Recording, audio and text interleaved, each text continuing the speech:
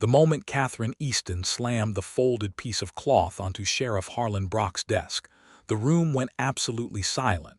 Every man in that jailhouse turned to look at her, some with irritation, some with amusement, most with the particular brand of condescension reserved for women who dared walk into rooms where decisions were made. Catherine felt their eyes like a physical weight, but she had carried heavier burdens than the low opinions of small-minded men. "That," she said, her voice steady as iron pulled from cold water, "is a map, and that map proves that Joel Yates did not kill anyone." Harlan Brock leaned back in his creaking chair, the star on his chest catching the lantern light. He was a big man, ruddy-faced, with the slow and deliberate movements of someone who had never been questioned in his life. He glanced at the piece of woven cloth on his desk, the way a man might glance at a dead mouse left by a barn cat. Unimpressed, unmoved. "Miss Easton," he said, drawing out each syllable like he was doing her a great favor by using them at all, "I appreciate your concern, but Marshal Yates confessed. We have witnesses. We have a body. What we do not have is any use for whatever craft project you've brought in here." "It is not a craft project," Catherine said, and something in her tone made one of the deputies shift his weight. "It is a coded textile map of the Callaway Creek trading routes, woven into this fabric over the course of 4 months. Every thread, every color shift, every knot placement is deliberate and documented. It shows where the Callaway gang moved their stolen goods, who their buyers were, and most critically, it shows that on the night of the Delaney murder, Joel Yates was 40 miles away at the Canyon Way station, exactly where he claimed." Brock's eyes narrowed. He picked up the cloth between 2 thick fingers, turning it slowly. His expression did not change, but something flickered behind his eyes. "And how in the name of hell would a weaver know any of this?" he asked.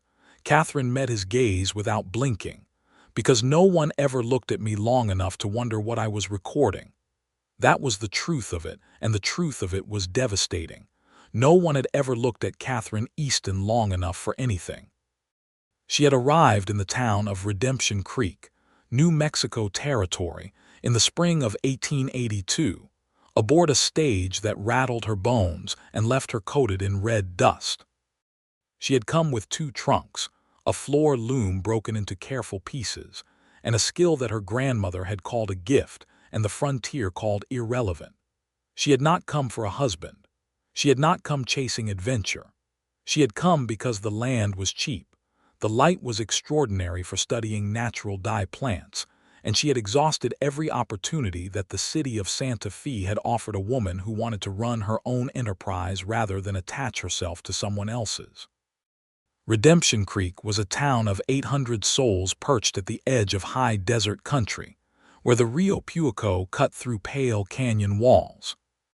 It had 3 saloons, 2 churches of competing denominations, a general store run by a family named Hollies, a land office that was perpetually contested, and a jailhouse that sat at the center of town like a fist clenched against disorder.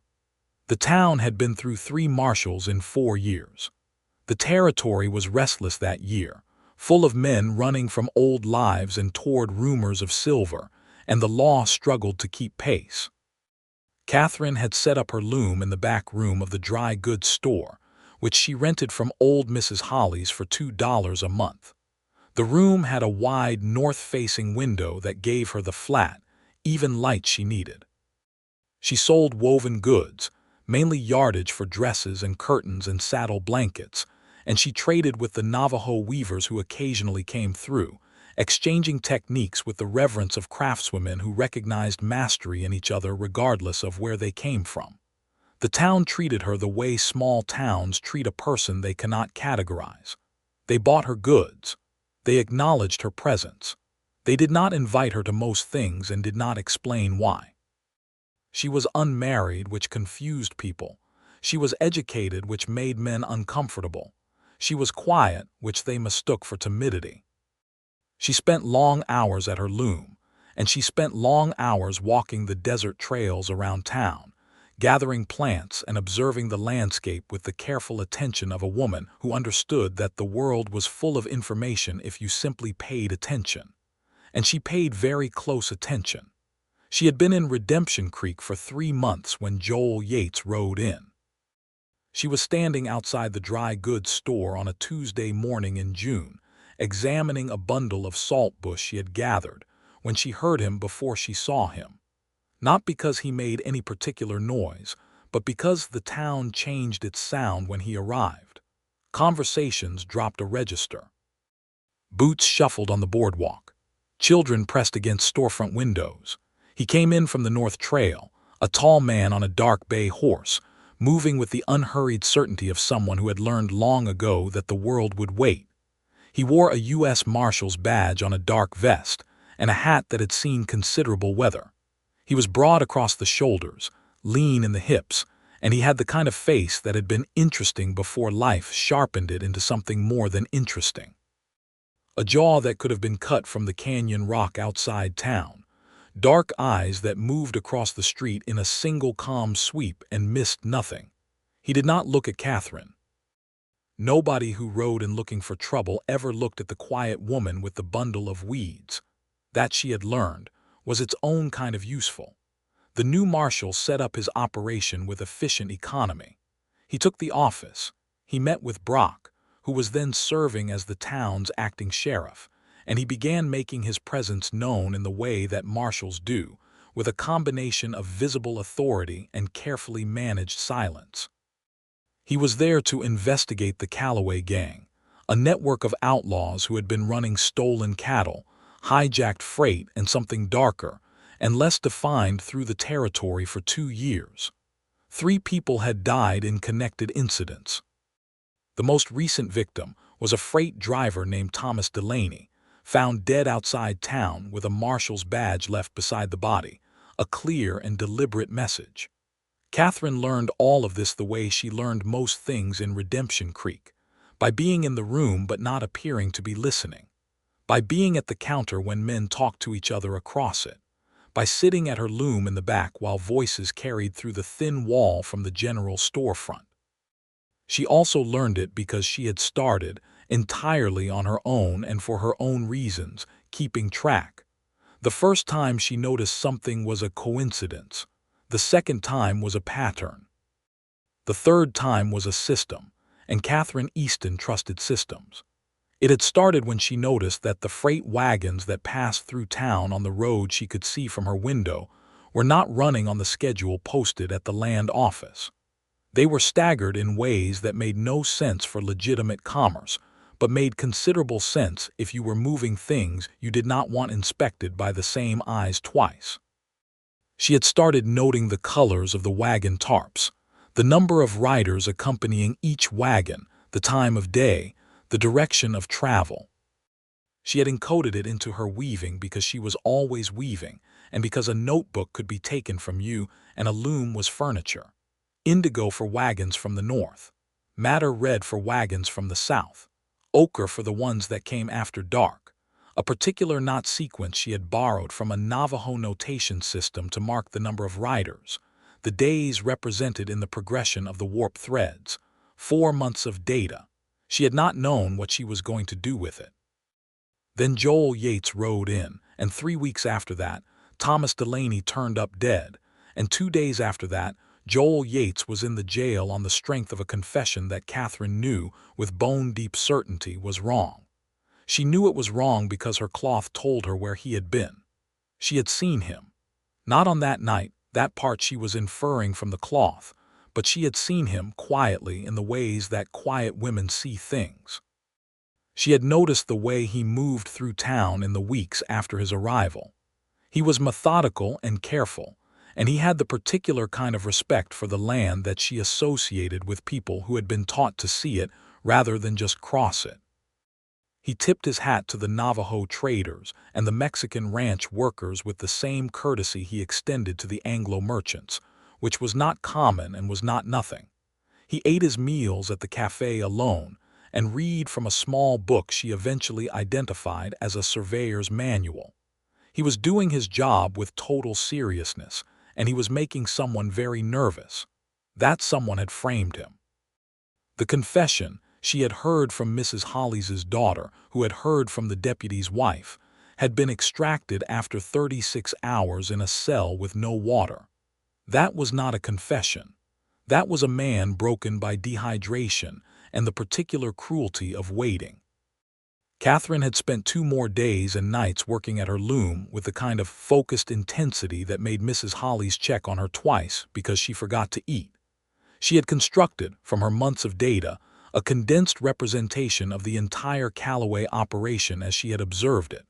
The routes, the timing, the patterns that pointed unmistakably toward the land office, where Harlan Brock's brother-in-law handled the freight manifests. And now she was standing in the jailhouse with that cloth on the desk, and Harlan Brock was looking at her the way men had always looked at her, like she was nothing worth considering. "I'm going to need you to look at this more carefully," Catherine said. "I'm going to need you to take this and go home," Brock replied. "Sheriff Brock." A new voice came from the back, from the direction of the cells. It was rough with dryness and something harder underneath, but it was controlled. "Let her speak." Every head in the room turned toward the sound. From the cell at the far end of the jailhouse, Joel Yates was on his feet. He was in bad shape. 3 days in that cell had taken something from the surface of him, left him thinner in the face and shadowed under the eyes. But his spine was straight and his gaze, fixed on Catherine, was completely alert. He was looking at her. Not through her, at her.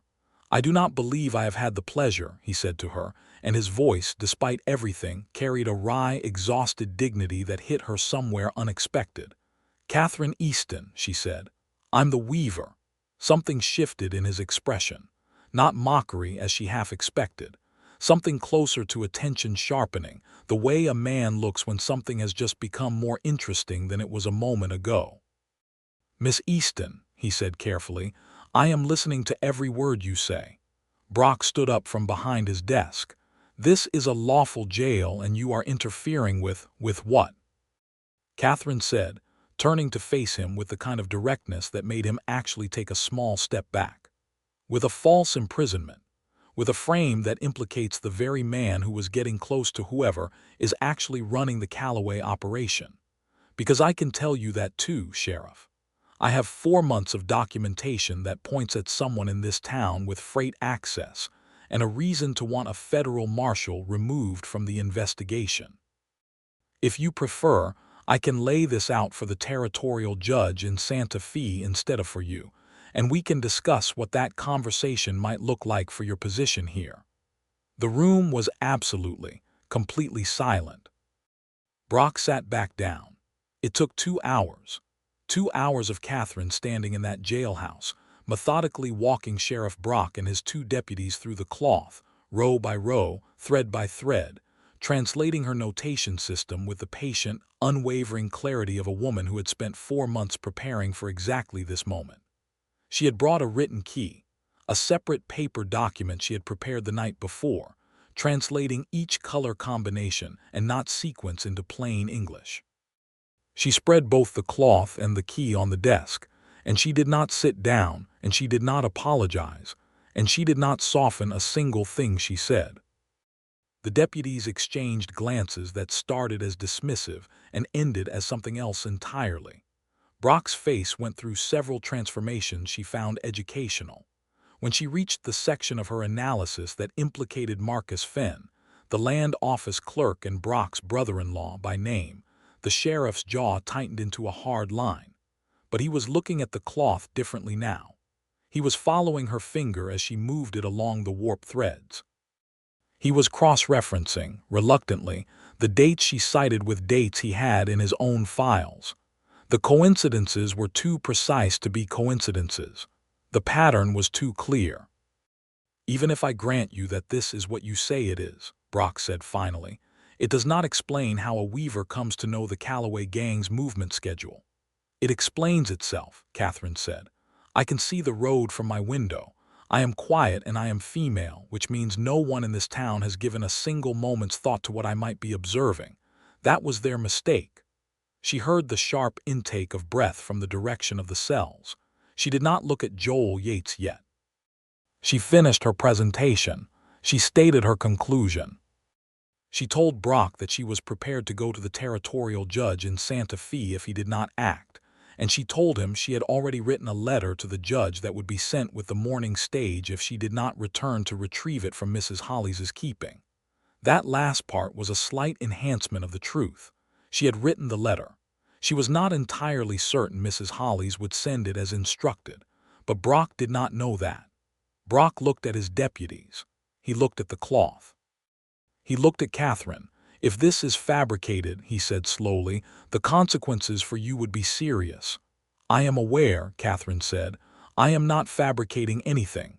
Another long silence. "Get Dawson to ride out to the land office," Brock said to the nearest deputy. His voice weighted with something that might, in a more self-reflective man, have been called resignation. "Tell him to hold Marcus Fenn for questioning." The deputy moved. Brock reached into his desk drawer for the cell key. He walked to the back of the jailhouse with the slow, reluctant movement of a man doing the right thing entirely against his preferred grain. Catherine finally looked at the cells. Joel Yates was standing at the bars with both hands wrapped around them, watching her with an expression that she would remember for a long time afterward. It was not the expression of a man who had just been rescued, or not only that. It was the expression of a man who had just seen something he had not expected to see in a very long time, something that genuinely surprised him, something that rearranged in some fundamental way what he thought the world contained. The key turned in the lock. The door swung open. He stepped out slowly, working the stiffness out of his shoulders, and he stood in the middle of the jailhouse and looked at her in a way that felt like being seen for the first time since she had arrived in Redemption Creek. "Miss Easton," he said, and his voice was quiet and direct, and without any of the patronizing gentleness men usually applied to women they felt they owed something to. "That was the most remarkable thing I have seen in 15 years of working the territory." Catherine picked up her cloth from the desk and folded it with the careful reverence she gave all her textiles. "Most people find weaving unremarkable," she said. "Most people," Joel Yates said, "are not paying attention." Brock made a sound that might have been acknowledgement or might have been indigestion, and Catherine chose not to examine it too closely. She smoothed the folded cloth and tucked it under her arm, and she turned toward the door, because her knees, which had been absolutely steady for the entire 2 hours, were beginning to suggest, privately, that she might like to sit down very soon. "Miss Easton." She turned back. Joel Yates had followed her to the door. He was close enough that she could see how truly terrible 3 days in that cell had been for him, and something in her chest responded to that with more force than she entirely expected. "I would very much like to buy you dinner," he said, "if you would permit it." "You look like you need to sleep for approximately 2 days before dinner," she said. "Tomorrow, then." She looked at him for a moment. He was watching her with that same quality of attention she had noticed when he arrived in town, that careful, honest, taking stock quality. He was not performing gratitude. He was not performing anything. "Tomorrow," she agreed. She walked out of the jailhouse into the late afternoon sun of Redemption Creek, New Mexico territory, and the light hit the canyon walls across the valley and turned them the deep burnt orange of the madder root she used in her red dyes. And she took 3 careful, measured breaths and thought, "This is a beginning." She had not, in all her meticulous planning, planned for the feeling that came with it. That was, she thought, the one data set she had not known how to track. The next day came in golden and warm, the kind of June morning in the high desert that offered a person everything before the heat closed in at noon. Catherine was at her loom by 5, because sleep had been approximate and restless and populated by a pair of dark, honest eyes, and she found that weaving settled her mind in a way nothing else did. The rhythm of the shuttle, the resistance of the warp, the slow accumulation of pattern from individual threads. It was a language she had spoken since childhood, taught by her mother, who had learned from her mother, who had learned from hers, a line of women who had translated the world into cloth. She was aware, in the methodical part of her mind, that what she felt was attraction, and that attraction was a variable she needed to account for carefully.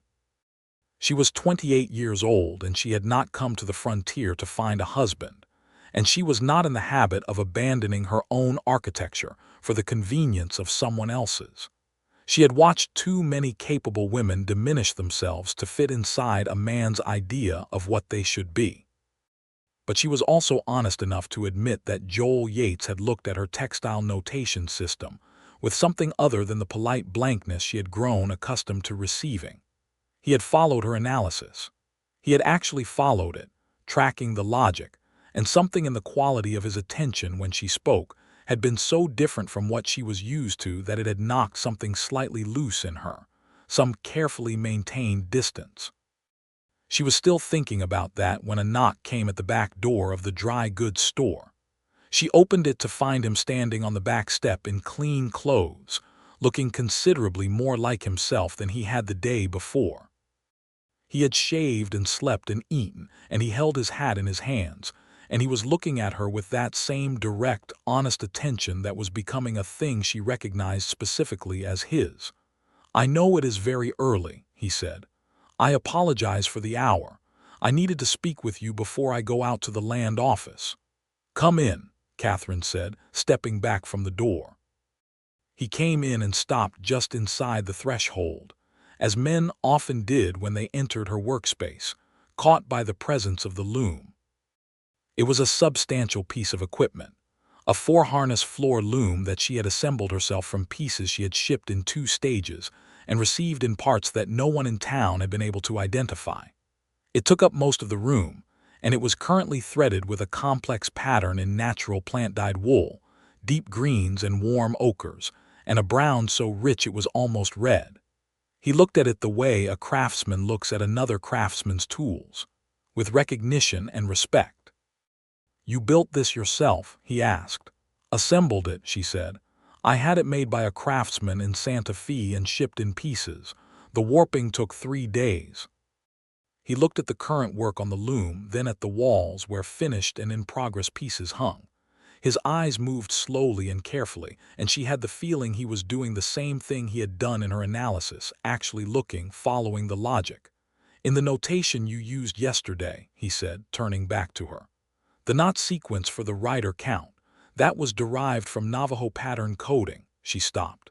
"Yes, how do you know that?" "I spent 2 years working with a Navajo guide in the Four Corners country before I came to the territory marshal's office," he said. "He taught me to read landscape the same way, pattern recognition as a survival skill." He paused. "What you built is the same principle applied differently. It is extraordinary, Miss Easton." She had received compliments on her weaving before. She had received them from people who knew textiles and from people who did not, and she could always tell the difference. What Joel Yates was offering her was not a compliment in the usual sense.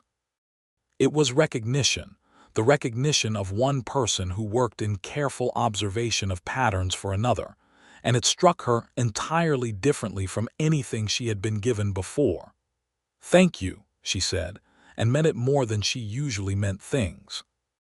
He sat down at her invitation at the small table in the corner, and she poured coffee from the pot she kept on the small iron stove, and they sat across from each other, while the morning light came through the north window and spread across the loom threads. He told her what he knew about the Callaway operation and what he still needed to prove. She told him what she had observed and what she had encoded. They talked for an hour with the practical intensity of 2 people who each had half a picture and had just found the other half, and by the end of it they had the shape of something whole. Marcus Fenn, it emerged from his questioning the afternoon before, had broken relatively quickly once confronted with specifics. He had been facilitating the freight route information to the Callaway gang in exchange for a cut of the proceeds, and more pressingly, for the settlement of a substantial debt he owed to a man in Albuquerque who had not been patient about the schedule. He had orchestrated the frame against Joel by providing false witness accounts and by having one of the gang members, who bore a passing physical resemblance to Joel, seen near the Delaney murder site. The confession, Joel said, and his jaw tightened in a way she noticed, was extracted by Brock's deputy, leaving me with no water for a day and a half and telling me that the only way I was going to avoid hanging was to confess to something I could argue down to a lesser charge. I was not thinking clearly by the end of it. That is a form of torture, Catherine said plainly. He looked at her. He did not minimize or deflect. Yes, he said, it is. She appreciated that. She appreciated it more than she expected to. What happens to you now? She asked. I have sent a wire to the marshal's office in Santa Fe this morning. I expect a response by tomorrow. With Fenn's information and your documentation, the case against me collapses. There will be an investigation into Brock's deputy. He paused. And then I have to finish what I came here to do. The Calloway gang is still out there, she said. The top of it is, he agreed. Fenn gave me names but not the leadership. Someone is running this from a distance. The murders, the framing, that is not petty gang behavior. That is directed, deliberate. Someone at the top of this operation is protecting something significant. He looked at his coffee cup. I intend to find out who. Your documentation is more complete than you know, Catherine said carefully. He looked at her. There are additional pieces, she said. I have been encoding for 4 months. What I brought to the jailhouse yesterday was a condensed summary. The primary records are still on the loom. He was very still for a moment. You mean there is more? There is considerably more. She stood and went to the loom and pointed to a section of the current work. These warp threads represent the 26th through the 30th of March. This color sequence, the 3 alternating indigo and ochre passages, represents a series of wagons that came through on a route that does not appear on any of the freight manifests in the land office. They came in from the northeast. They did not go to any of the known Calloway stopping points. She watched his face change as he came to stand beside her at the loom and looked at what she was showing him. They went southwest, he said quietly, tracking the thread progression. 3 miles outside of town, they turned onto the canyon road.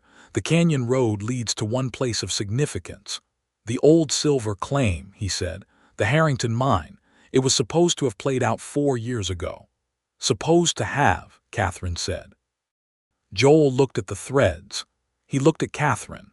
He ran one hand over his jaw in a slow gesture of a man whose thoughts had just accelerated considerably.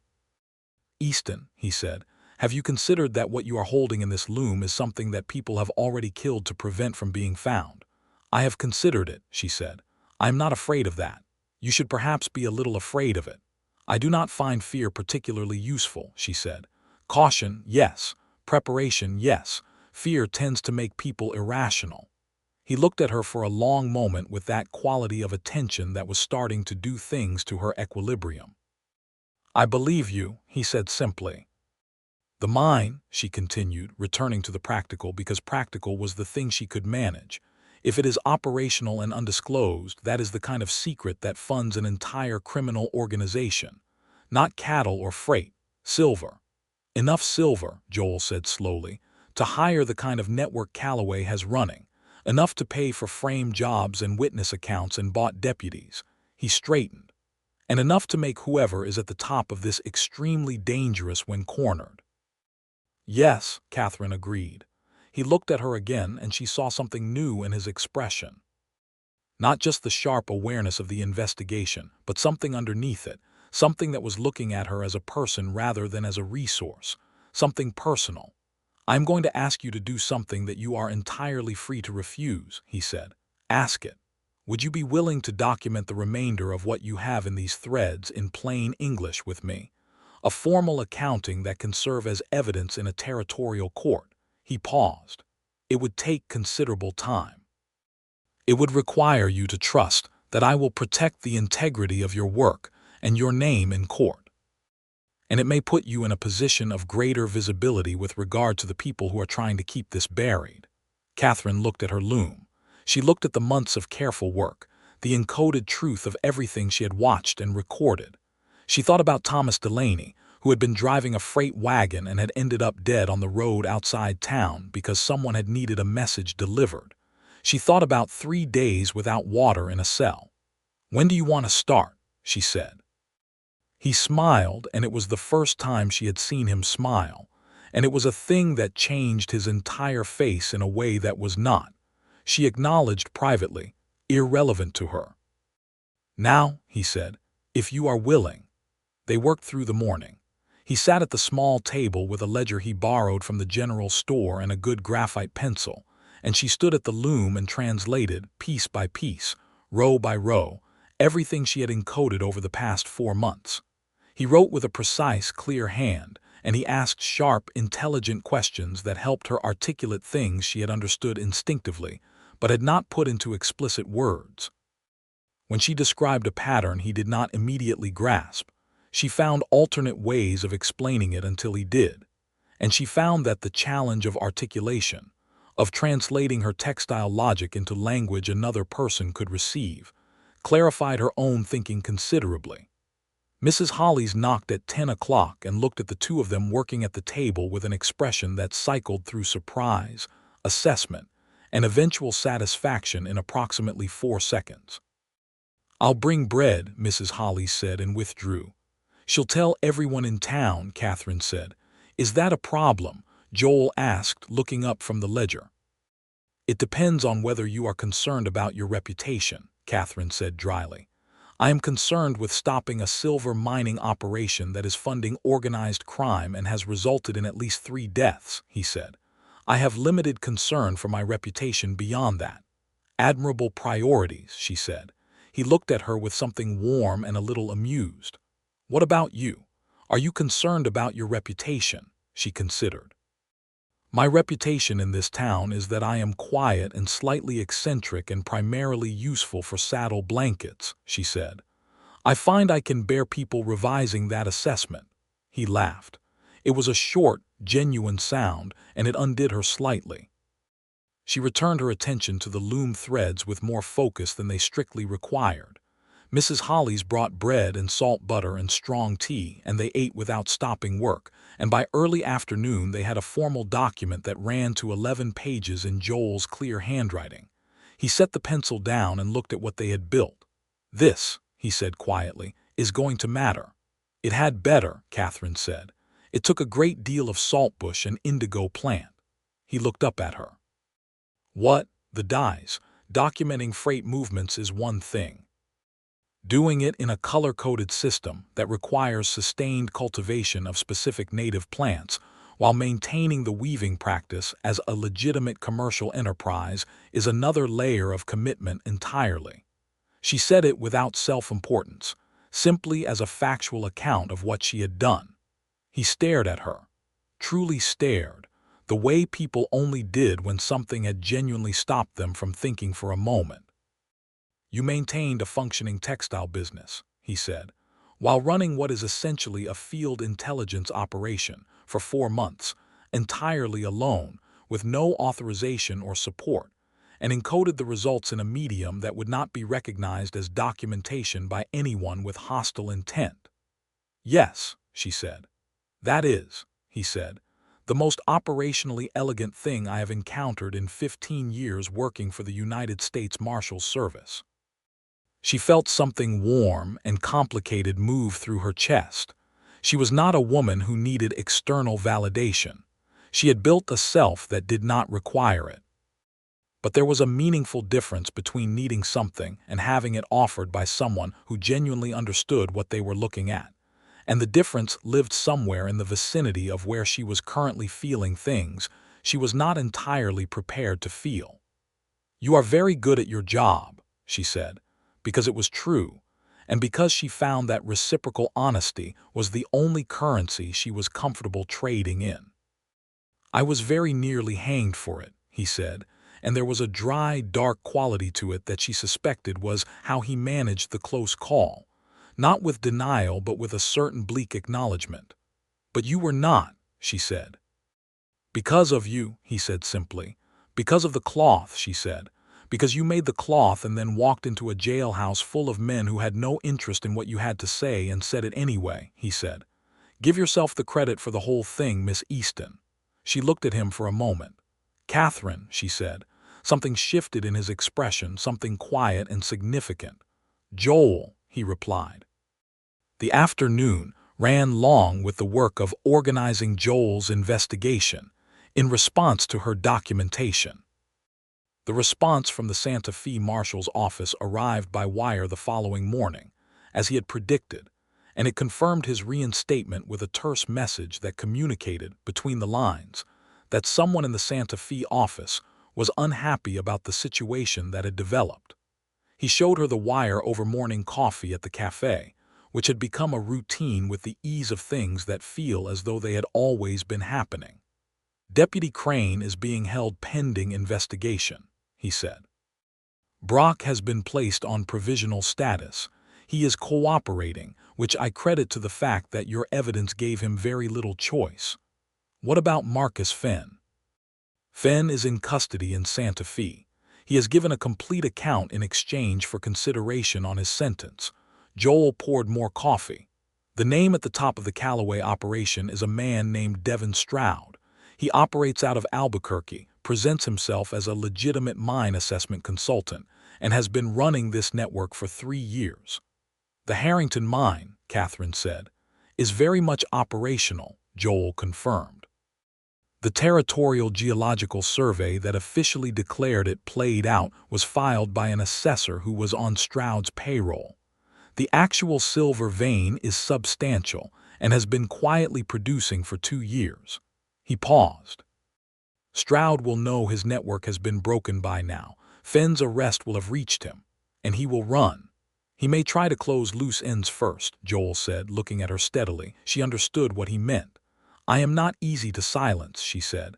"I know," he said, "but I would like to ask that you not leave town alone for the next several days. Until we have Stroud, the situation is not fully resolved." She could have objected.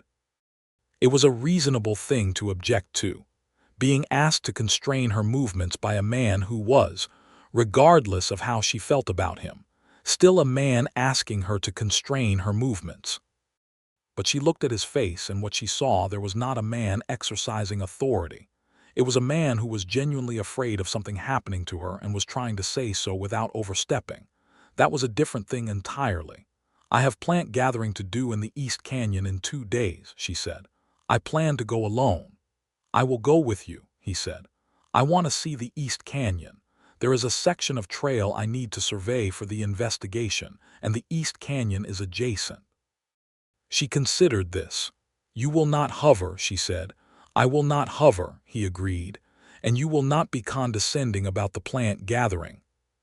"Catherine," he said, and the use of her name was now something she had filed as a particular category of thing. "I watched you reconstruct a criminal network from the color of freight wagon tarps woven into a saddle blanket. I'm not going to be condescending about anything you do." She smiled despite herself. "All right," she said. "The East Canyon in 2 days. Bring appropriate footwear." He looked down at his boots, which were entirely practical, and then back at her with the small, amused warmth that she was cataloging with more attention than was probably wise. The 2 days in between were not quiet. Word had spread, as word does in small towns, and the nature of what Catherine had done in the jailhouse was being processed by Redemption Creek in the particular way of communities confronted with a narrative that does not match the story they have been telling. The dry goods store had more customers than usual, many of whom had no clear purchasing purpose, but did have considerable curiosity. Mrs. Hollis managed them with the diplomatic efficiency of a woman who had run a commercial establishment in a frontier town for 20 years, and Catherine worked at her loom and answered questions with brief, factual responses and no elaboration. One of the church women, a Mrs. Abernethy, came in on the first afternoon and stood at the threshold of the back room for a long moment, looking at the loom. "I had no idea," she said finally. "Most people did not," Catherine said without rancor. "I thought you were just Mrs. Abernethy." Stopped. "Just a weaver," Catherine said. She did not say it bitterly. She said it with the quiet weight of a woman who had spent years being underestimated and had found a way to make that into something useful. "I am just a weaver." "That is where the work lives, Mrs. Abernethy left and came back the next morning with a basket of food and an invitation to Sunday supper, which Catherine accepted without reading too much into it, because people were complicated and growth, even when it came from guilt or embarrassment, was still growth. On the morning of the East Canyon trip, she was ready before dawn. She had her gathering bags and her plant press and her notebook and sensible boots and a light jacket against the canyon chill. Joel arrived at her back door at first light looking rested and alert and carrying a canteen in each hand. "Good morning," he said. "You brought 2 canteens," she observed. "One each," he said. She looked at him for a moment, this man who had arrived in her town like a weather event and had not once, in the weeks since, done anything she could file as careless or dishonest or the specific kind of casually dismissive that she had braced for, and was still bracing for somewhere habitual and protective. "Good morning," she said. "Let us go." The East Canyon was a mile from the edge of town, a long, slow descent through pale rock and pinyon pine into a narrow valley where a seasonal stream ran cold and fast in spring and subsided to a thread by August. It was June, so there was still water, and the plants Catherine was looking for grew thick along the creek margin. Dock and wild onion for the yellows, a stand of sumac for the tannins, and if she was lucky, the small clumping groundsel that gave her the particular warm brown she had not been able to replicate with any other source. Joel walked beside her without crowding, and he was as good as his word about the hovering. He was attentive in the way of someone who is naturally alert to his surroundings and was not performing it for her benefit.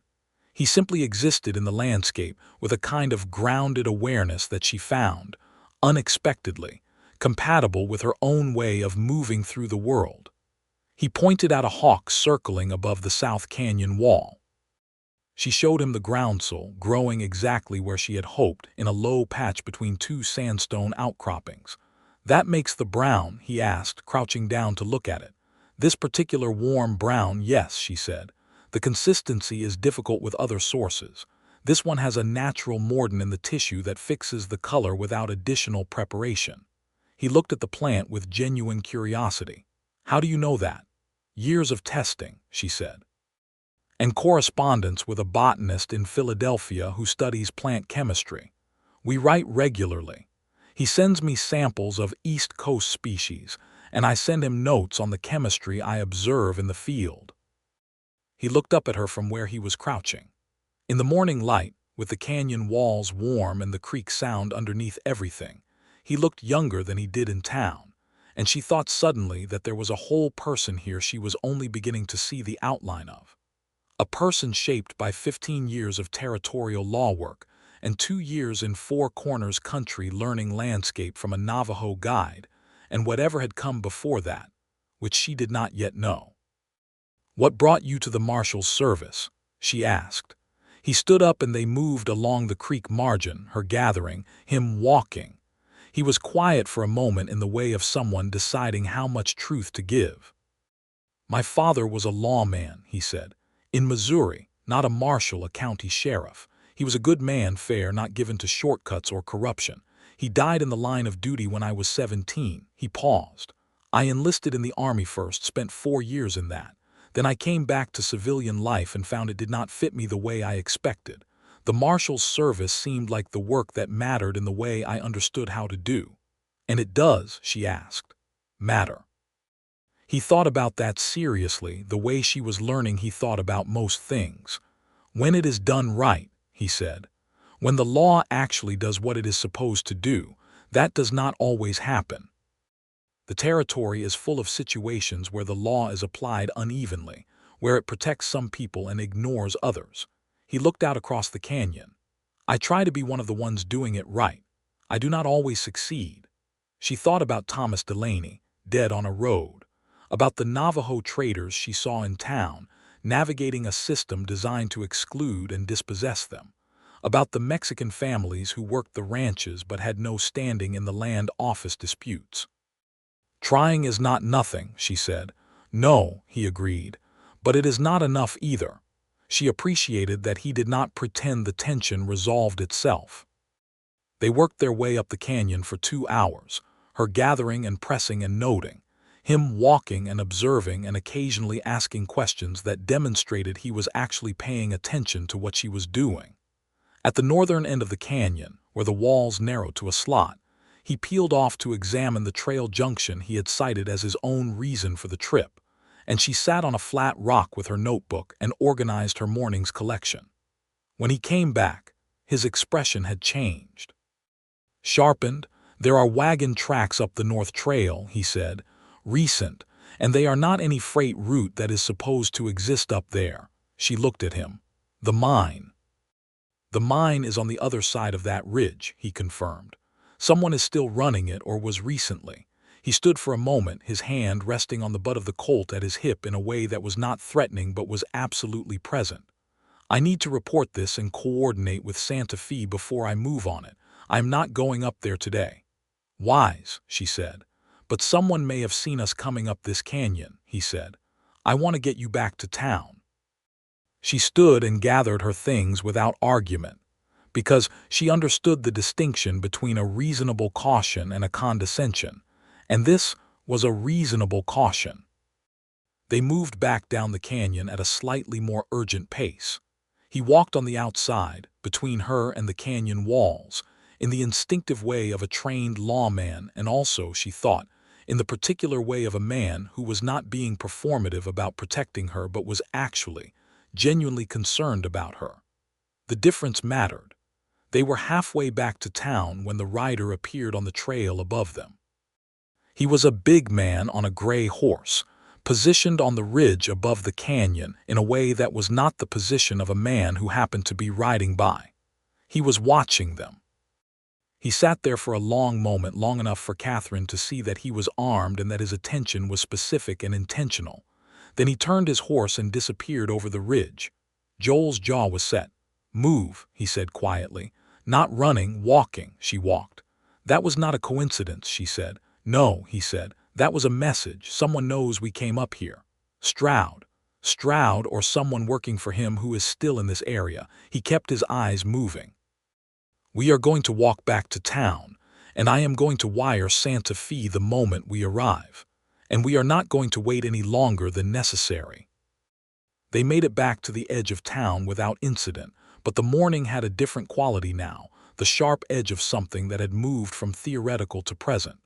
At the door of the dry goods store, he stopped and turned to face her. "I am going to the jailhouse to wire Santa Fe," he said. "I am going to ask Mrs. Hollis to stay with you today." I know you do not need her," he said, and his voice was very steady and very direct. "I need to not be thinking about whether you are alone in a building with one door and a window facing the main road. That is about me, not about your capability." She looked at him. The morning was warm now and the light was direct, and he was standing very close, close enough that she could see the careful honesty of his expression without any effort. "All right," she said quietly. He nodded. He hesitated for just a moment. Then he reached out and briefly, with a restraint that she recognized as costing him something, touched her hand where it held the strap of her gathering bag. "Thank you," he said, "for this morning, all of it." He walked toward the jailhouse. She stood in the doorway of the dry goods store and felt the place where he had touched her hand with a clarity that was entirely disproportionate to the size of the gesture. She went inside and sat down at her loom, and she wove with a focus and a speed that was somewhat beyond her usual pace, which was saying something, and she thought, "This is a problem of the best possible kind." The wire came back from Santa Fe by late afternoon with a team authorization. Joel had 2 deputies coming from the territorial office, men he vouched for personally, not part of any compromised chain. They would arrive in 3 days. The plan was to move on the mine on the 4th day, with enough force to hold the site and enough documentation to make the case in court. 3 days. The rider on the ridge was still in Catherine's mind. She told Joel about it that evening when he came to the back room for coffee and to review the formal evidence document they had prepared. She told him she thought the rider had been positioned to identify who was coming up the canyon, to identify faces. "He saw mine," Joel said. "He knew I had been reinstated by then." "And mine," Catherine said. He looked at her across the table with an expression that was not comfortable. "Yes. So Stroud knows I exist," she said. "He may know what I contributed." "Yes. Then the 3 days between now and the mine operation are the period of greatest risk," she said. She was not saying it with drama. She was analyzing it. "Yes," he said a third time, and his voice was quiet in a way that was not calm but was controlled. "Which is why I am going to be here every morning and every evening for those 3 days, and I have spoken to Mrs. Hollies about the nights, and I am going to ask if Brock, on provisional status, can put a man on the street outside." "Brock owes me a debt," Catherine said. "He does," Joel agreed. "I made that argument and he agreed." He paused. "Catherine, I want you to know that if you want to leave town for those 3 days, go to Santa Fe or Albuquerque or anywhere, I will arrange an escort and I will not think any less of you for it." She looked at him steadily. "Do you want me to leave?" He held her gaze. "No," he said honestly. "I want you here where I can see that you are safe, but that is entirely my preference and not a factor you should weigh in your decision." She thought about it for a moment with genuine fairness to herself. Then she said, "The cloth that documented the Callaway roots is still on my loom. I'm not leaving the most significant piece of evidence in this case to be found and destroyed in an empty building." "That is a practical argument," he said. "It is also true," she said, "but I will acknowledge that I do not want to leave." Something moved in his face. The controlled thing relaxed by a fraction, and she could see underneath it the person who had been in a cell for 3 days and had come out of it and was now trying to do his job while managing the particular terror of caring about someone in a dangerous situation. "Good," he said. It came out rougher than he intended, she thought. She refilled his coffee. He reached out and caught her hand as she moved the cup, not taking it, not gripping, just a brief touch that was a question. She turned her hand over under his, which was an answer. They sat like that for a moment, her hand in his on the table, the loom behind her and the evening light coming through the window, and nothing was said because nothing needed to be said. Then he released her hand and went back to the evidence document, and she went back to the loom, and they worked together in the particular companionable quiet of two people who have decided something without discussing it. The 3 days were long in the way of days that contain a great deal of suppressed vigilance. Joel came every morning before the town woke, and every evening after the business of the day was concluded, and the pattern of it became something she built her time around without examining too closely how much she was doing so. He brought her coffee twice, and she brought him bread once, and they worked and talked and argued occasionally, because they both had strong opinions and strong opinions benefit from meeting equal opposition. And she found that he argued in good faith, following evidence rather than defending position, which was rare enough that she valued it actively. He told her on the second evening about the year he had spent in New Mexico territory before coming to Redemption Creek, about a failed operation in Taos that had resulted in the death of a colleague, a friend, a man named Reyes who had been ambushed because someone in the office had been feeding information to the wrong people. He told it with the flat, careful pacing of someone who has worked out how to carry something without being crushed by it, but she could hear the weight of it underneath. "Reyes was the reason I am here," he said. "The Callaway case was connected to the same corruption thread. Different location, same rot at the root." He looked at his hands. "I was not going to let someone else close it," she listened. "When he was finished," she said, "he would have approved of the method you found." He looked at her. "How do you mean?" "A weaver's textile notation," she said. "Evidence no one thought to look for, hidden in plain sight for 4 months. I think your friend Reyes, who spent his career fighting systems designed to make him invisible, would have appreciated the symmetry." Joel was very quiet for a moment. "Yes," he said at last, "he would have." She did not say anything else. Sometimes the right thing was to let a moment be what it was. On the morning of the 4th day, before the sun was fully up, Joel's 2 deputies from Santa Fe arrived on the night stage. He met them at the station, and Catherine watched from the window of the back room as the 3 of them talked briefly in the gray pre-dawn, heads close together. hats pulled against a wind coming off the high desert. Then Joel looked up toward her window. He could not have seen her clearly in the dark interior. But he looked, and she stood at the window and let herself be in the direction of his looking. The operation on the mine took the whole of that day and into the evening. Catherine wove. She wove with the focused clarity of a woman who understood that vigilance expressed itself differently in different people, and that her form of it was to keep working, to keep the thread moving forward.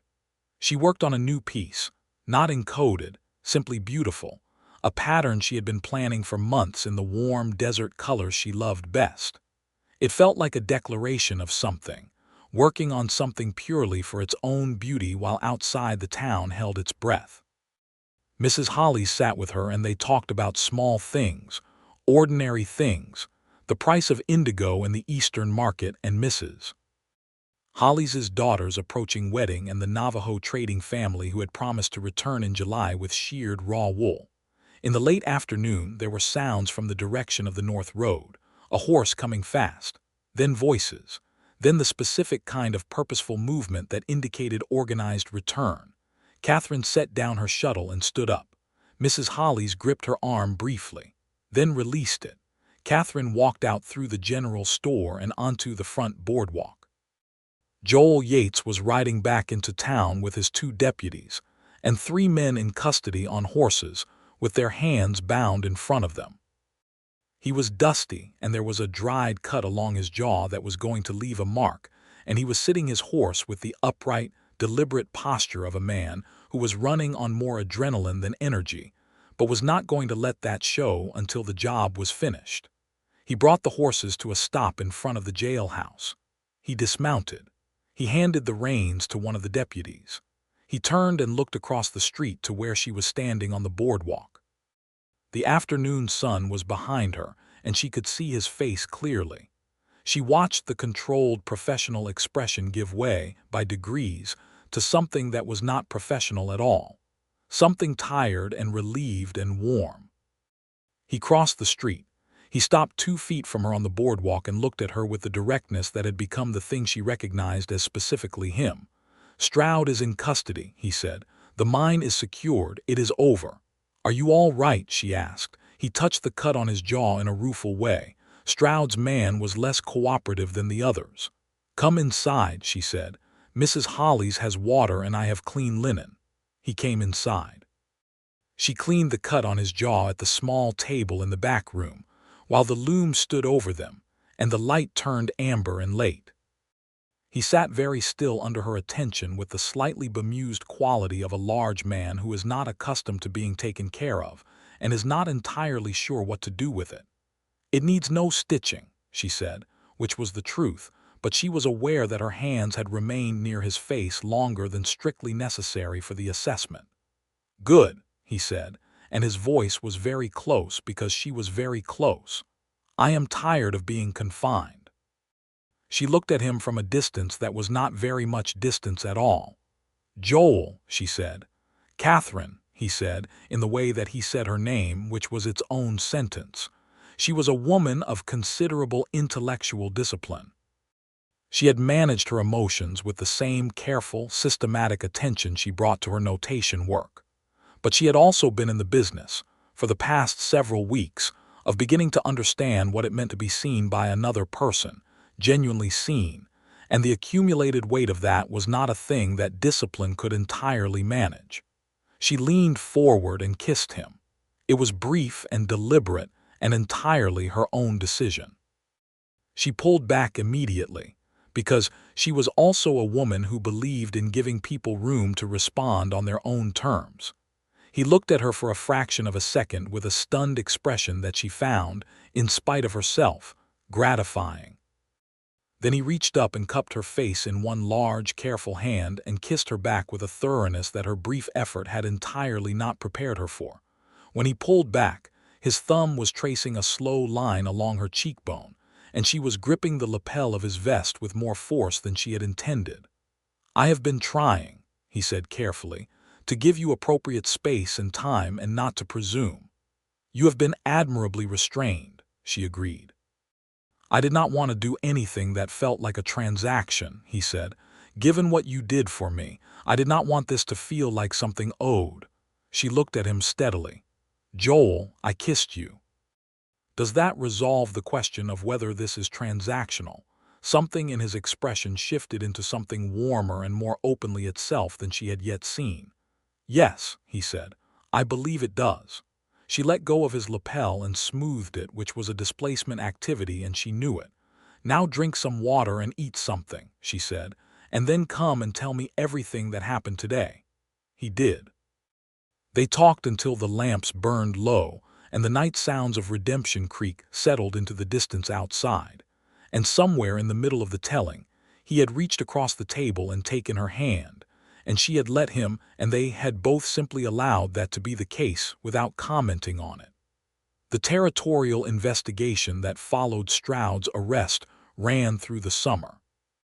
Joel was in and out of Santa Fe, appearing before the federal court with the evidence he and Catherine had compiled, and Catherine's formal documentation was entered into the court record. The territorial judge, a methodical man named Horn who had an eye for detail, spent 40 minutes examining the cloth and the key and the accompanying analysis, and he called it, in the court record, a remarkable piece of intelligence work. Joel sent her that section of the court record in a letter. He sent letters regularly, and they were not casual social correspondence. They were honest and specific and sometimes funny, and always marked with the quality of attention that she had come to understand was simply how he existed in the world when he trusted the person he was attending to. She wrote back with equal honesty and specificity. She wrote him about a Navajo weaver named Juanita who had come through town in July and who had spent 3 days in the back room of the dry goods store, the two of them exchanging techniques with the pure, absorbed pleasure of craftswomen speaking each other's language. She wrote him about the territorial court summons she received and her testimony in Santa Fe in late August, which she gave with the same direct calm she had brought to Brock's jailhouse, and which she was told afterward had been particularly compelling. She wrote him about the East Canyon in the late summer, which she returned to alone and found the wagon ruts fading with the summer rains and the creek lower and the groundsel gone to seed in the heat. She wrote him, I find I have been thinking about what comes next. For me, I mean. I had not planned for permanence in Redemption Creek. I came for the light and the plants and the cheapness of the land, but I find I have put down more roots than I intended. She did not write, and one of those roots has your name. She said it differently. She was a woman who worked in coded communication after all. He appeared in September, not on a stage. On the dark bay horse, coming in from the North Trail in the late afternoon the way he had when she had first seen him, but this time he stopped in front of the dry goods store. This time she was on the boardwalk, having stepped out to check the condition of a bundle of drying plants she had hung from the eave. He dismounted and tied the horse and came to stand at the foot of the boardwalk steps and looked up at her. I have been reassigned, he said. Something cold moved through her.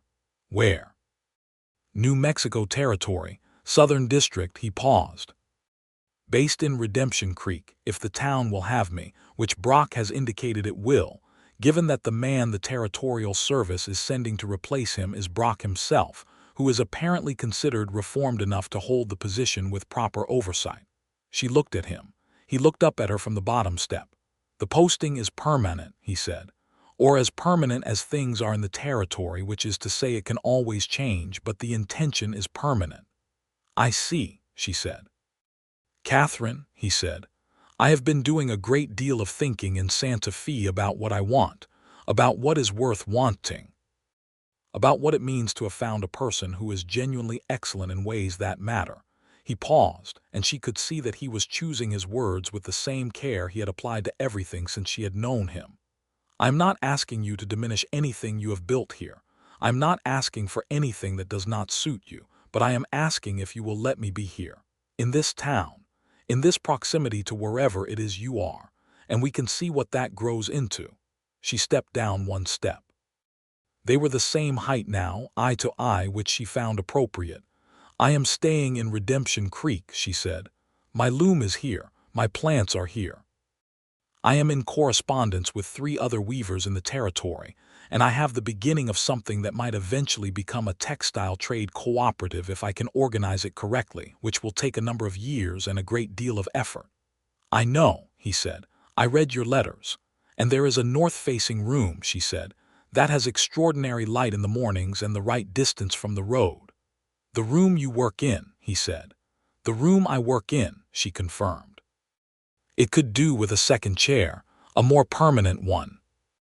He was looking at her with the full intensity of his attention, that thing she had categorized and filed and returned to regularly over the long summer of letters and absence. A second chair, he said. If you are going to be here permanently, she said, a second chair seems practical. He stepped up onto the boardwalk. They were very close, the way they had been on that evening in late June, and the September light was softer than June and kinder, and the town was doing its ordinary business around them, but she was not particularly aware of any of it. Practical, he said, with something in his voice that was warm and quiet and the furthest thing from detached. I'm a practical woman, she said. He took her hands in both of his with the careful deliberateness of someone who had thought about this particular gesture and was doing it with intention. Then let me be practical also, he said. I am in love with you, Catherine Easton. I have been in love with you since you laid an encoded textile map on a sheriff's desk and explained it without apology and without fear. That is the most specifically accurate thing I can say. She looked at him. She had been keeping careful records in her own interior notation system, and what they consistently showed was this, that she had not known before Joel Yates what it would feel like to be loved for exactly what she was, not despite it, not in spite of her independence or her intellect or her refusal to shrink for it, because of it. The precise things that had made other people uncomfortable had made this man lean forward and pay closer attention, and she had spent 4 months documenting freight routes and the whole of the last summer documenting what that felt like, and here was the result. I am in love with you, she said. That is equally accurate. He kissed her, there on the boardwalk, in the September afternoon, with the town of Redemption Creek watching or not watching, and she did not track which. The winter came down on the high desert with the particular beauty of a season that did not ask your permission. The cottonwoods along the creek bottom went gold and then bare, and the light shifted to the low, long-angled quality that changed the colors of the canyon walls by the hour. Catherine ordered new warp threads from the supplier in Albuquerque and received a shipment of Eastern plant samples from her Philadelphia correspondent and began the structural planning for the textile cooperative she was calling the Rio Puico Weavers Collective, which she intended to eventually incorporate both the Anglo and the Navajo craftswomen in the region. Joel settled into the marshal's office with the same methodical efficiency he brought to everything.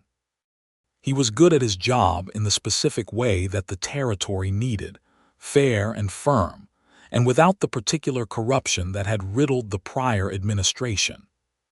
He brought Brock into line with patient consistency, and Brock, whatever his failings, was not stupid enough to resist. The town of Redemption Creek began, slowly, to become a place that was better than it had been, which was not a revolution but was not nothing either. He moved his things into the rooms above the dry goods store in November, by which point it had been obvious to everyone in town for some time what the arrangement was, and by which point Catherine had absolutely no concern for what anyone thought of it. He brought his surveyor's manual and a battered tin box of letters and a rifle and the dark bay horse, and he put a second chair in the north-facing workroom, and that was that. She found that she liked mornings. She had always liked mornings as working time, the focus of the early hours, but she found she liked them differently now, with another person moving through the same space, the specific rhythm of 2 people who have aligned their existences without requiring each other to disappear into the alignment. He rose before dawn because the habits of a lawman ran early, and she rose with him because the habits of a craftswoman ran the same way, and they made coffee in the pre-dawn quiet and talked or did not talk, and either was equally fine. On a cold December morning, he came back from the jailhouse earlier than usual with a particular expression. "I have something to ask you," he said. She looked up from the loom. He came to stand beside her the way he often did, the two of them looking at the cloth in progress. It was a piece she had been planning for months, her most ambitious design. A complex tapestry in the desert colors she loved, incorporating both her own Western dye tradition and the pattern elements she had learned from Juanita. It was going to take 6 more months to complete, and it was going to be the most significant work she had ever made. "I have a ring," he said. "It belonged to my mother. I have been carrying it since September, and I have been trying to determine the right moment, which is a more complex calculation than I anticipated." She set down the shuttle. She turned to face him. He was holding a small ring, gold with a garnet, simple and old and clearly well-loved through decades of wearing. "I am asking," he said, "because I want to. Not because it is expected or because it resolves any social situation. Because I want to spend the rest of my life with you, and I would like that to be formalized if you are willing, and if you are not willing, I will continue as we are and not ask again." She looked at the ring and then at him. "Is the garnet from Missouri?" she asked. He blinked, then a small, recognizing smile. "My father gave it to my mother the year they married. Yes, Missouri, near Joplin." "The red is close to my madder dye," she said. "Not exact, madder runs more orange, but the same family." "Catherine," he said, with fond exasperation that was itself a kind of tenderness. "Yes," she said. "Joel, yes." He put the ring on her finger, and she looked at it against her hand and thought that she had not come to Redemption Creek looking for this. She had come for the light and the plants and the land. She had found all three, and she had found a man who looked at everything she did with the same quality of attention, who followed the logic of her thinking rather than asking her to simplify it, who had been shocked into genuine admiration by her methods and had remained admiring ever since, not out of obligation but out of actual, sustained recognition. That was rare. She knew it was rare. She held it accordingly. The wedding was in February, small by the preferences of both of them, at the Presbyterian church because it had the better light, which was Catherine's requirement and which Joel accepted without argument. Mrs. Hollies organized what ceremony there was. Juanita, who had come back through town in January and ended up staying through the winter, stood with Catherine. One of Joel's Santa Fe deputies stood with him. Brock came and sat in the back and had, Catherine thought, a look on his face that might have been something like genuine feeling. She wore a dress she had woven herself, the previous autumn, in cream and warm ochre, with a border pattern she had worked out over several weeks. It was the most technically demanding thing she had ever made that was not encoded intelligence data, and it was very beautiful. She saw Joel's expression when she came through the church door. She filed that expression, specifically and permanently. After the ceremony, Joel brought her coffee at the small table in the north-facing room, and they sat in the February light with the ring on her finger and the loom standing over them, and she thought about the arc of things. How a woman could build herself a life from careful attention and patient work. How the most unexpected parts of it could be the most essential. Spring came to Redemption Creek that year with an extravagance she had not seen before. The desert floor thick with wildflowers after a wet winter. The canyon walls layered in color. She gathered dye plants with a serious intensity that Joel observed with a combination of amusement and genuine interest. And he carried the gathering bags and identified plants by the names she had taught him and asked questions that were increasingly specific. "You are learning this," she said one morning in April, watching him examine a stand of dock. "I have been reading your correspondence with the Philadelphia botanist," he said. "You leave it on the table." "I do not leave it anywhere by accident," she said. He looked at her with the warm, knowing quality that she no longer pretended not to be moved by. "No," he said, "you do not." Summer brought changes. The textile cooperative was formally organized in July with 5 founding members. 3 Anglo women from the Valley settlements, Juanita, who had decided that Redemption Creek was worth staying in, and a Zuni woman named Akoya who made extraordinary geometric tapestry and had been quietly producing for a distant market that undervalued her work. The cooperative would sell collectively, negotiate prices collectively, and share the cost of shipping materials to and from the eastern markets. It was not radical in the way of grand political gestures. It was radical in the specific, material way of women organizing to own their own economic futures, and Catherine understood that distinction perfectly. Joel attended the first meeting, not as a participant but at Catherine's invitation, because she wanted him to understand what she was building, and because she trusted his read on practical obstacles. He sat in the corner of the back room, the third chair she had added when the cooperative became real, and he listened with the same quality of attention he brought to everything, and afterward he said, "The shipping cost is the weak point. There's a freight operator out of Albuquerque, a man named Peralta, who runs an honest operation. I can make an introduction." "That would be useful," Catherine said. "And the legal registration," he added. "A cooperative in the territory requires a specific filing. I have contacts in the land office in Santa Fe who are not Marcus Fenn and can walk you through it." She looked at him across the table. "You are very useful to have in the corner," she said. "That is the first time anyone has called the United States Marshal's Service useful to have in a corner," he said. She laughed. It was a full, genuine laugh, and he looked at her with the particular attention of a man watching something he loves and knows it. By autumn she knew she was pregnant.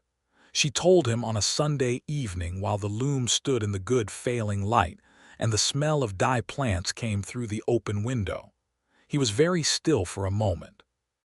Then he crossed the room and held her with both arms carefully and completely, and she leaned into him with the full weight of herself, which she did not do easily, and he held that weight without any effort at all.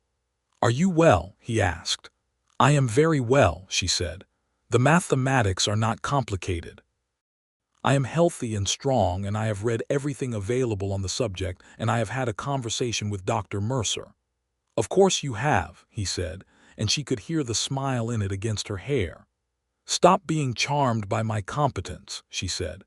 "I am constitutionally unable," he said. She laughed again, her face against his shoulder.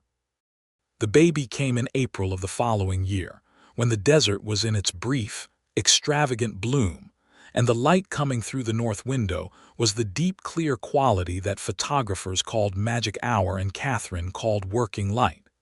It was a long labor, and Dr. Mercer was steady and calm throughout, and Joel, who remained in the building because Catherine had stated this clearly and he had agreed without question, sat in the second chair through all of it and came in when it was over. The baby was a boy. He had dark hair like his father and the particular interested alertness of a person already paying close attention to what the world contained. They named him Thomas for Delaney, the freight driver who had died on the road outside town, and whose death had set the whole terrible and ultimately clarifying chain of events in motion. Joel held his son in the north-facing room with the loom behind him and the spring light coming through the window, and his expression was the same one she had filed specifically and permanently from the day of their wedding, but deeper, more interior, like a man looking at something so significant it had moved past the surface of his face into somewhere he could not entirely access from the outside. "Hello, Thomas," he said quietly. The baby looked at him with the calm, ancient interest of newborns. "He is taking stock," Catherine said. "He is your son," Joel said. Thomas grew up in the north-facing room, among the hanging dye plants and the finished textiles and the slow, rhythmic voice of the loom. He learned to walk by pulling himself up on the loom's frame, and Catherine, who had been briefly terrified that he would damage the threading, discovered that he was extremely careful with it, which she found both impressive and, in the particular way of parents who see themselves in their children, privately moving. He learned to read at 3, because Catherine was not going to wait for a school that might or might not materialize, and he learned the names of plants at 4 because he accompanied her on gathering trips, and she narrated everything she did as she did it. Joel taught him to sit a horse at 5, and to read a landscape at 6, and to identify the tracks of the animals that crossed the high desert trails. He was, in the way of children, raised by two people who are genuinely themselves, a person who would be deeply interesting when he was grown. 2 years after Thomas, there came a girl.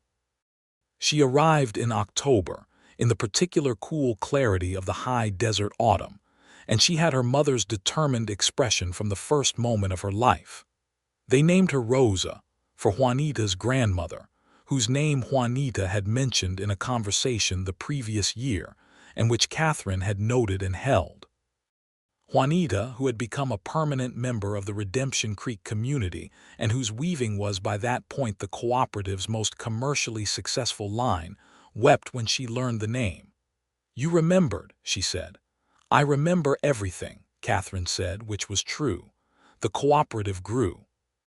By 1887, it included 11 weavers, had a direct arrangement with a textile wholesaler in Chicago, and had been profiled in a Santa Fe newspaper in a piece that described it as the most successful independent craftswomen's enterprise in the New Mexico territory. Catherine was named in the piece. So was Juanita. So was Acoya. The cooperative's founding document was reproduced in part. Joel showed her the paper with an expression that she had learned to identify as privately, intensely proud without any interest in performing it. "The Chicago buyer wanted your name specifically," he said. "Apparently the garnet ground tapestry you made last year has been reproduced in 3 Eastern periodicals as an example of territorial craft. Reproduced without licensing fee," she said. "That is being addressed," he said. "I have corresponded with a lawyer in Chicago who specializes in that." She looked at him. He had been corresponding with a lawyer in Chicago. "You did not mention that," she said. "You were in the middle of the Rose's illness scare and the cooperative shipping contract renegotiation," he said. "I handled it." She put down the newspaper and looked at him for a long moment. "I did not ask you to handle it," she said. "No," he said, "you did not." She understood the distinction. She had built a self that did not ask for help because she had learned not to expect it. What he was offering was different. He was not taking over. He was augmenting, quietly and without requiring acknowledgement in the specific places where her attention was stretched. It was what it looked like, she thought, to be partnered rather than assisted. "Thank you," she said. "The lawyer's name is Mrs. Cordelia Walsh," he added. "She came to my attention through the Territorial Women's Suffrage Organization. She seemed like someone you would want to know." Catherine stared at him. "You put me in correspondence with a women's rights lawyer," she said. "I thought you might have professional interests in common," he said, with the careful neutrality of a man who knows exactly what he has done and is allowing it to land at its own pace. She crossed the room and kissed him with the same deliberateness she had brought to that first kiss in the jailhouse workroom years ago, a woman making her own decision and acting on it without apology. "You are extraordinarily good at this," she said against his mouth. "This specifically," he said. "All of it," she said. "All of this."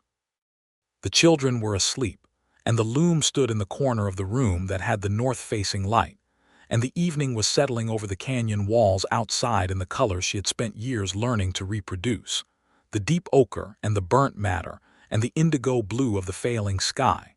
And she thought about what it meant to have made a life from the things she chose and the skills she had built, and the patience of a woman who had always known she was more than anyone bothered to look at. She had been dismissed. She had been the quiet weaver in the back room of the dry goods store, eccentric and unremarkable and primarily useful for saddle blankets. And then she had walked into a jailhouse with the truth woven into her hands, and she had spoken it without apology, and the man who had listened, really listened, had changed the shape of her life the way a true weft changes the pattern of the cloth. Not by replacing what was already there, by completing it.